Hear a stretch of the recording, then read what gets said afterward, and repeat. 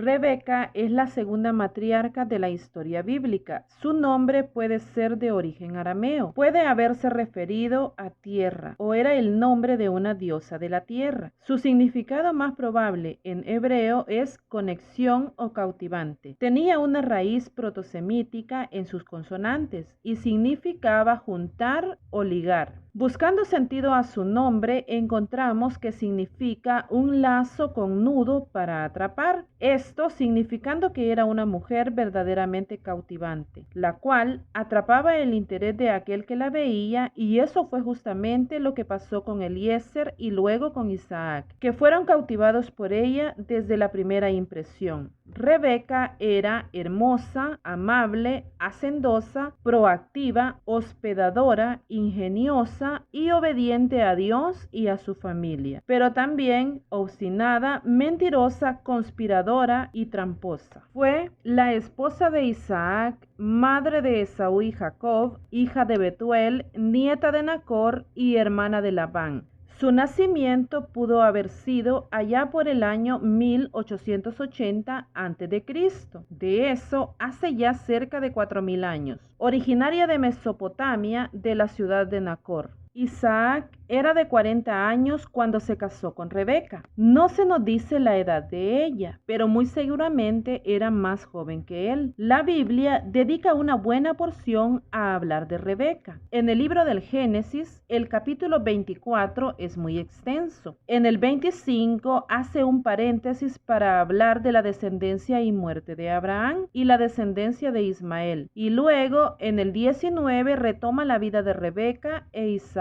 Y los leemos hasta el 28:9. Textos que nos cuentan mucho de la influencia que esta mujer tuvo en su familia. Abraham envió a Eliezer, su mayordomo, a buscar esposa para Isaac entre las personas de su tierra. Recordemos que de entre los hijos de Noé, Can, Sem y Jafet, se está realizando una elección de parte de Dios para formar una nación, y los elegidos son los descendientes de Sem, de los cuales era Abraham y su familia. No quería Abraham esposa para Isaac, ni de las descendientes de Cam, ni de las de Jafet. Rebeca fue elegida como esposa para Isaac por Eliezer. Este era el fiel siervo mayordomo y administrador de los bienes de Abraham. En Génesis 24, desde el versículo 1 hasta el 9, encontramos cómo Abraham hizo este encargo a Eliezer. Él se pregunta qué pasará si encuentra la mujer adecuada y ésta no quiere aventurarse a ir a tierras desconocidas para ella. Y podemos apreciar las palabras de plena confianza de Abraham en el versículo 7. Jehová enviará a su ángel delante de ti, le dice a Eliezer, y traerás mujer para mi hijo. Si ella no quiere venir, eres libre de este juramento, pero no vuelvas a mi hijo a aquellas tierras, porque Jehová ha dicho que estas tierras son nuestra heredad, dice Abraham. Podemos ver cómo la relación entre Rebeca e Isaac estaba siendo guiada por Dios mismo. Luego vemos en la forma en que se dan las cosas que es más que seguro que un ángel estaba preparando todo lo sucedido. También esta relación era procurada por el padre de Isaac y por su siervo. Ambos querían encontrar la mujer más apropiada para Isaac. Al llegar a las tierras de las que Abraham había salido, Eliezer escoge un lugar en que descansar. Pensemos que estas eran grandes extensiones de tierra. Un ángel de Dios le hizo elegir el lugar más apropiado para poder descansar, a la orilla de un pozo. El pozo es el lugar donde solían ir las mujeres a buscar agua para los quehaceres de sus casas. Muy posiblemente elegían una hora en común para poder entre todas mover la piedra pesada con la cual solía ser protegido el pozo, para evitar la inclemencia del sol y para acompañarse. Esto era por la tarde. Eliezer pide señal a Dios y además pone muchas características en la mujer que está buscando. La precalifica como que busca mujer para un hijo suyo. Este resulta ser mucho más estricto que una suegra, que busque agua, que sea sea amable, que sea oficiosa, que esté dispuesta a hacer la milla extra, o sea que debe ser proactiva. Y además se fija en que debe ser virgen. Pudo haber sido viuda o divorciada, pero él estaba muy enfocado en que fuera virgen. En el versículo 16 dice que ella descendió a la fuente. Normalmente pensamos en los pozos que son comunes entre nosotros, en los cuales hay que echar un balde atado con un lazo al fondo del pozo para extraer el agua. Pero parece que este era como un manantial excavado en la tierra, al cual había que bajar para llenar los cántaros. Si alguna vez hemos tenido que subir por la orilla de un río sin un camino dispuesto, imaginemos hacerlo con un frágil cántaro de barro en el hombro. Su labor significaba verdadero esfuerzo. Eliezer estaba cerca alrededor del pozo. No podía y no debía bajar con sus camellos a beber. Primero, porque los pozos eran propiedad de quienes los habían excavado y era de vital importancia respetar eso. Luego, podía interpretarse como una invasión o crear duda de sus intenciones al adentrarse al pozo, ya que era fácil envenenar o contaminar las fuentes de agua cuando se quería dañar una nación. Luego, la incomodidad de hacer bajar los camellos por el caminito a la fuente y la suciedad que estos iban a provocar al tomar agua por ellos mismos. Así que Eliezer tuvo razones de peso para no servirse él mismo el agua que necesitaba. El versículo 20 dice que había en las afueras del pozo una pila en la cual podían tomar los animales. Eliezer seguramente vio bajar a varias mujeres. Era la hora en la que venían todas a buscar el agua. Se fijó en una. Ella era hermosa, cautivadora, y se asegura de que es virgen. El texto lo enfatiza. Posiblemente lo supo por el vestuario que ella usaba, que pudo haber sido más alegre y menos recatado que el de las mujeres casadas. Hay algo en ella que hace que Eliezer la elija. Dame agua, le dice Eliezer a aquella bella mujer. Bebe, señor mío. Ella mostró su amabilidad y buena disposición para servir. Fijémonos que en los versículos 32 y 54 dice que Eliezer no iba solo en aquel viaje. Le acompañaban también algunos hombres. No dice cuántos, pero muy seguramente se trataba de por lo menos 3, para poder dirigir a los camellos y resguardar los bienes que llevaban. Es de suponer que cuando Eliezer toma agua, lo hacen también aquellos hombres, además de sus camellos. Esta es la respuesta a la petición que Eliezer había hecho a Dios.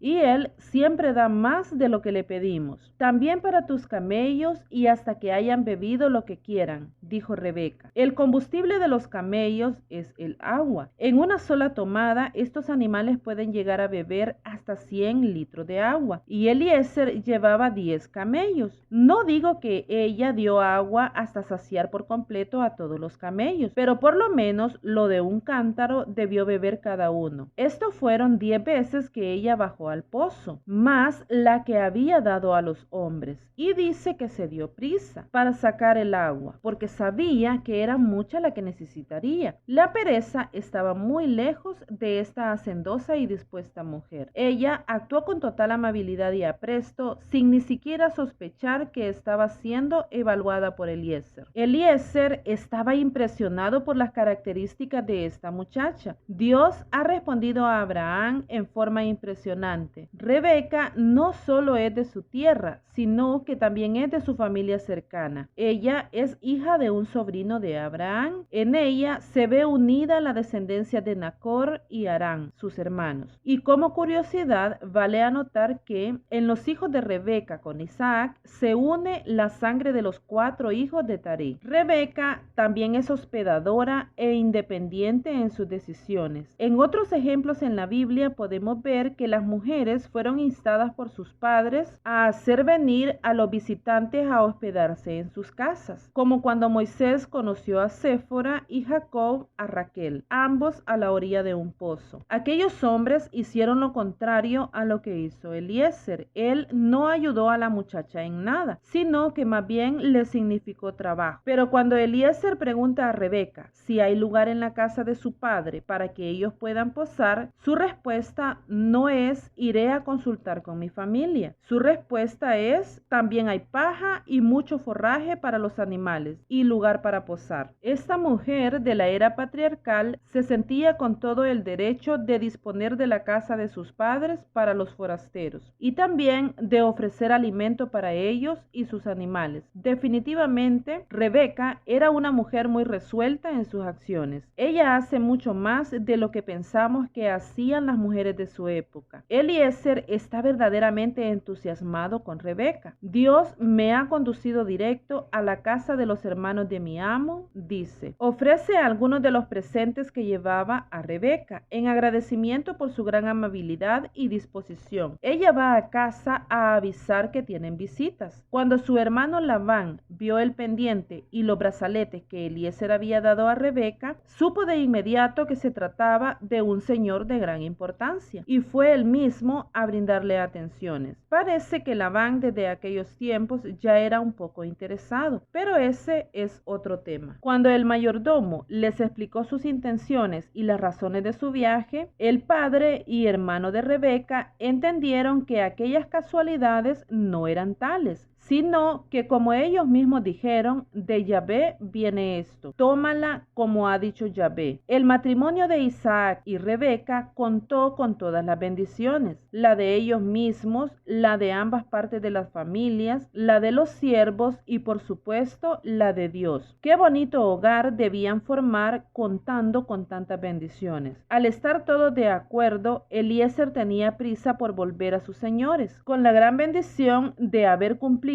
con la ayuda de Dios con el juramento que había hecho a su señor. Quiere irse de regreso al día siguiente, pero la familia de Rebeca sabe que este es un viaje sin retorno, que ella se irá para siempre, nunca la verán de nuevo, y por eso le piden a Eliezer que se queden al menos 10 días para poder disfrutar de la presencia de la chica. Ante la discusión, quien decide es Rebeca. Le preguntan si se irá y si lo hará ya, y ella no duda en ningún momento de su decisión. Responde que sí y se irán de inmediato. Ante esto, bendijeron a Rebeca y le dijeron: hermana nuestra, sé madre de millares y posean tus descendientes la puerta de sus enemigos. Como muchacha de familia noble y acaudalada, Rebeca no se marcha sola a la tierra de su futuro esposo. La envían con una nodriza y sus doncellas. Y yo me pregunto, si tenía doncellas, ¿por qué estaba ella sacando agua del pozo cuando la conoció Eliezer? ¿Será que estaba acompañada de ellas y juntas hicieron el trabajo? ¿Será porque ella era verdaderamente hacendosa y no se quedaba en casa mientras las demás estaban trabajando? Y así Rebeca deja su casa, su familia y todo lo que conocía, por ir en pos de los pasos de Abraham, en pos de la promesa de Dios en un viaje sin retorno. Eliezer se esmeró al conocer a Rebeca y parece que le habló mucho de Isaac. Rebeca se enamoró por lo que Eliezer le dijo de él. Isaac se enamoró de Rebeca a primera vista. Ella era muy buena portadora de su nombre, lo cautivó. Él la toma por esposa y la amó. Este no fue un matrimonio arreglado como los que pensamos que debían suceder en aquellos tiempos. Cuando la Biblia nos aclara que Isaac la amó, nos está dejando claro que su relación no se basaba nada más en respetar un trato de familia. Isaac sale a pasear por el campo. Esta es una actitud de alguien romántico y melancólico. Isaac amaba a su madre. Seguramente fue un hijo muy consentido por ella. Cuando ella murió, la Biblia dice que para él fue de gran tristeza. Isaac estaba prácticamente solo en aquellas tierras. Abraham tuvo más hijos antes y después de él, pero fue muy cuidadoso en enviarlos muy lejos de aquellas tierras que Dios había sido claro en prometer que le corresponderían al hijo de la promesa. Cuando él estaba paseando por el campo, alzando sus ojos, vio venir camellos. Las caravanas eran algo muy novedoso. Podían ser viajeros que necesitarían hospedaje o podían ser sus camellos. Isaac abrió mucho más sus ojos para tratar de distinguir en la caravana a Eliezer y a sus siervos. Isaac tenía mucho tiempo pendiente de la respuesta de Dios para su vida. Del viaje de Eliezer dependía su futuro. Isaac había dejado su felicidad en manos de Dios y en la sabia decisión de Eliezer. Rebeca también iba expectante. Ella iba ya enamorada de un ideal. Faltaba ver si en la realidad era tal. Eliezer le ha dicho que ya están cerca de su destino. Ella ve de lejos aquel hombre que viene al encuentro de la caravana. Su apariencia deja claro que aquel era un señor y no un siervo. Su corazón palpita inquieto. Imaginemos un terreno plano que deja ver todo al contorno sin más interrupciones que lo que la misma vista provoca. Una caravana a lo lejos y un señor paseando. ¿Quién es aquel hombre que viene a nuestro encuentro?, pregunta Rebeca con inquietud y nerviosismo. Es mi señor, responde Eliezer. Ella se cubrió el rostro con el velo, como se hacía por costumbre. Muchas veces se dice que Isaac, ni bien vio a Rebeca, la metió en la tienda de Sara para hacerla su mujer. Pero aquí leemos que Eliezer contó a su señor todo lo sucedido en aquel viaje. Ellos estuvieron un rato conversando. Le presentó a Rebeca en la forma de vida y le explicó cómo ella había sido elegida por Jehová Dios para él. Luego se nos dice que la llevó a la tienda de su madre Sara. Ella ya había muerto y no sé si era funcional mantener la tienda en pie aun cuando ya no estaba siendo ocupada. Es posible que por sentimentalismo Isaac mantenía la tienda de su madre en pie, pero de todos modos algo de limpieza y preparación debió requerir. Rebeca heredó la tienda de Sara porque las tiendas de las mujeres eran mucho más confortables y primorosas. Lo que quiero hacer notar es que el que Isaac metiera a Rebeca en la tienda de su madre no fue algo que sucedió sin siquiera saludar. Muy seguramente antes de consumar aquella relación comieron, conversaron y descansaron un poco. Tristemente resultó que Rebeca, al igual que Sara, era estéril. 20 años de matrimonio tenían ya sin descendencia. Isaac rogaba a Dios para que les diera hijos. Y al contrario que sus padres, ellos supieron esperar pacientemente en Dios y su promesa. Otra curiosidad en esta pareja: quien pedía hijos era el hombre, no la mujer, como lo vemos en otros notorios casos. Cuando por fin Rebeca pudo concebir,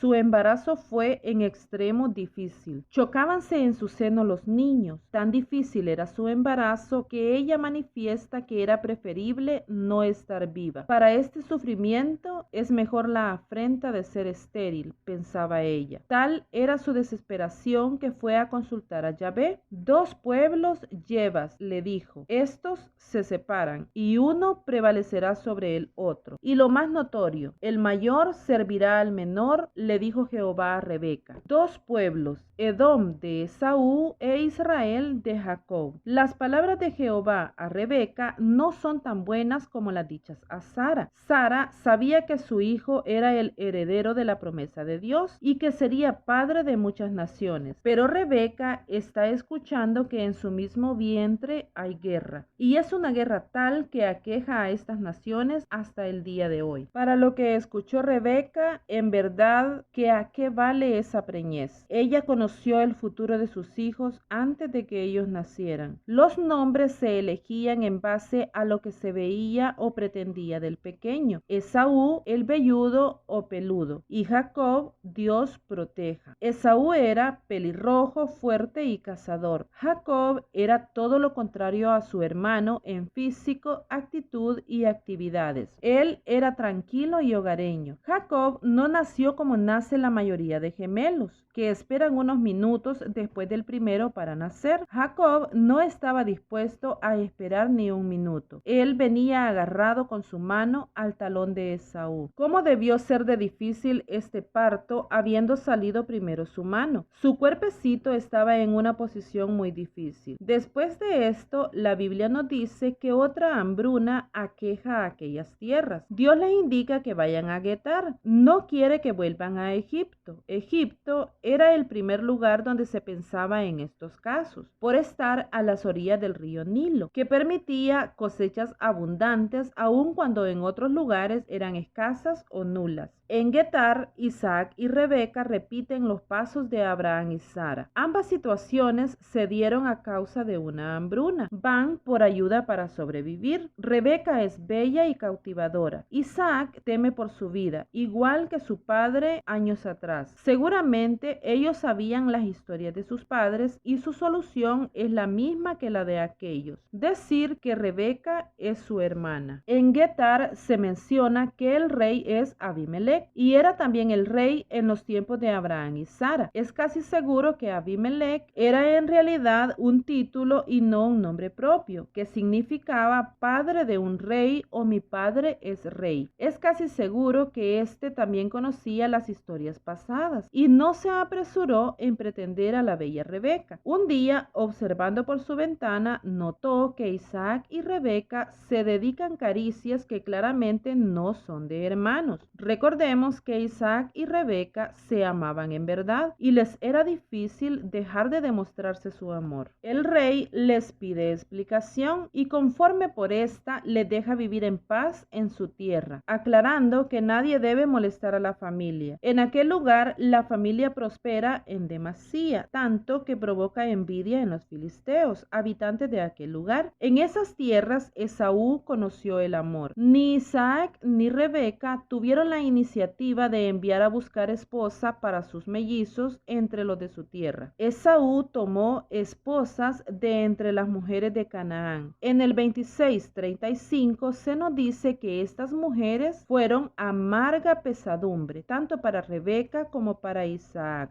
Qué triste que no hayan pensado como Abraham para el futuro de sus hijos. Y pasamos al episodio culminante en la vida de Rebeca. Ella escucha la conversación entre Isaac y Esaú. No sabemos si fue a escondidas como se ve en las ilustraciones de este acontecimiento, o sencillamente ella estaba al lado de su anciano y enfermo esposo cuando esto sucedió. Esta fue la ocasión en que la mujer amable, hacendosa, hospedadora, dispuesta a obedecer a Dios, nos deja ver un rasgo de su personalidad que nos asusta. Hasta aquí, en todos estos años, solo hemos visto virtud en ella. Al escuchar la conversación entre Isaac y Esaú, ella no puede evitar demostrar su preferencia por uno de sus hijos e inclinar con sus propias manos la balanza a su favor. No olvidemos que Rebeca ya había oído profecía de Dios respecto del futuro de sus hijos. Ella sabía que Dios tenía planes para cada uno de ellos, pero aún así no pudo evitar meter sus manos, al igual que su suegra lo había hecho cuando dio a su sierva por mujer a Abraham. La inclinación de Rebeca por Jacob podía deberse a la profecía de Dios para él. Ella sabía que el menor estaría por sobre el mayor. También pudo ser por la dificultad en su parto. Sabemos que las madres se dedican mucho más a aquel hijo que más cuidados necesita, y podía influir en su relación también el hecho de que Jacob era más casero, más apegado a su madre. Posiblemente este era tierno, amable y detallista con ella, al contrario que Esaú, que se nos dice que era un poco más rústico, a lo mejor un poco áspero y duro. Fijémonos también que ya para este momento Esaú está casado y parece que le gustaba mortificar a sus padres, puesto que no se conformó con una mujer cananea para amargarles, sino que dice que tomó mujeres. Las mujeres pensamos más con el corazón que con la cabeza, así que es posible que Rebeca estaba tan mortificada por su hijo Esaú y sus mujeres que no le estima merecedor de buenas bendiciones. Génesis 27, 8 al 10. Obedéceme y haz lo que te mando. Rebeca ha pensado muy bien la trampa que va a poner a su amado esposo. Y recordemos que entre esta pareja sí que había amor. Pero ¿cómo puede ella valorar más su amor de madre que el de esposa, arriesgando la estabilidad que hasta la fecha ha caracterizado a su matrimonio? Yo voy a hacer un guiso como a él le gusta, y tú se lo presentarás, le dice a Jacob, para que te bendiga antes de su muerte. Jacob duda porque físicamente es muy distinto a Esaú y sabe que al ser descubierto recibirá maldición de su padre, y eso es mucho peor que recibir una bendición secundaria. Pero Rebeca es tan testaruda y está dispuesta a todo por favorecer a su hijo preferido. 27:13. Yo recibiré la maldición, le dice. Tú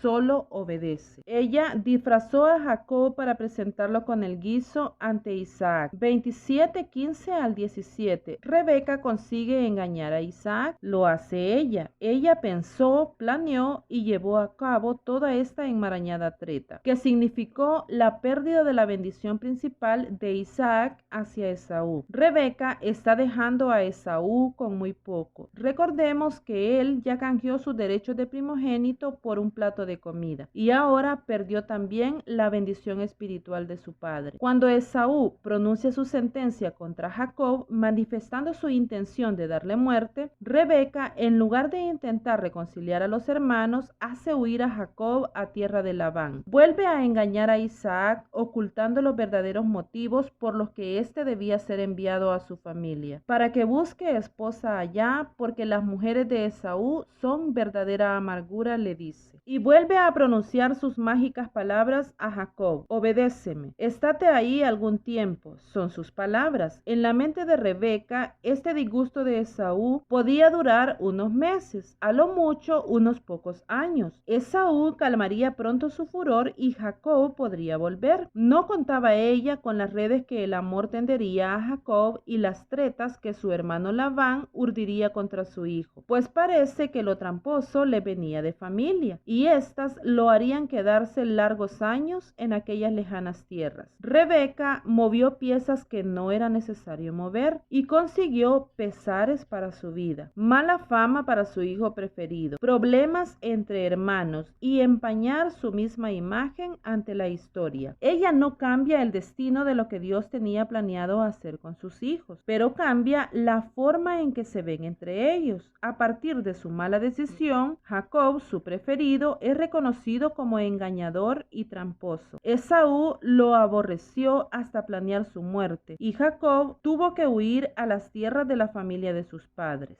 Jacob no pudo acompañar a sus padres en su enfermedad y muerte. Por supuesto, no estuvo en su entierro. Ella murió cuidada por el hijo que amaba menos y por las nueras que le provocaban amargura. Nunca más vieron sus ojos a su amado Jacob. Espero que Esaú no haya conocido la verdadera historia como la conocemos nosotras. Y si la conoció, si supo que su madre hizo todo por favorecer a su hermano, si él supo que fue ella, su madre, quien planeó su ruina, que él haya sido capaz de perdonar las astutas tretas de Rebeca. Y así, la segunda matriarca de Israel, la encantadora, impactante y cautivadora Rebeca, fue enterrada en Hebrón, en la cueva de los patriarcas, dice en Génesis 49:31.